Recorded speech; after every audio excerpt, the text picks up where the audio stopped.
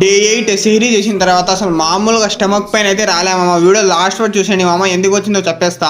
Hello friends, నేను మీ రాయలసీమ కుర్రోడ్ని. 30 days series of Ramzan videos లో ఈ రోజు వచ్చేసి డే 8 మామ. ఇంకా పెద్దలు లేసి మిష్ఫాక్ మొహం కడుక్కొని ఇంకా సీదా మస్జిద్కి వెళ్ళిపోయినా. మస్జిద్ లో వచ్చేసి వైట్ రైస్, పప్పు, అలాగే చికెన్ ఫ్రై అయితే చేశారు మామ. ఇంకా లేట్ చేయకుండా అల్హమ్దుల్లా సేరీ కంప్లీట్ చేసుకుని ఇంకా సీదా ఇంటికి వచ్చామమ్మ. ఇంటికి రాగానే ఒక 5 minutes తర్వాత అసలు ఎందుకో భయంకరంగా స్టమక్ పెయిన్ అయితే వచ్చింది మామ.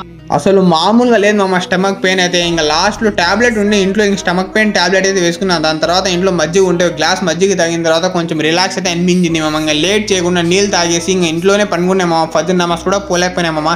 ఇంకా మధ్యాహ్నం వచ్చేసి 1కి లేసి ఇంకా సీదా మస్జిద్కి వచ్చేసి జోహర్ నమాజ్ అయితే కంప్లీట్ అయితే చేసుకున్నాం మామ.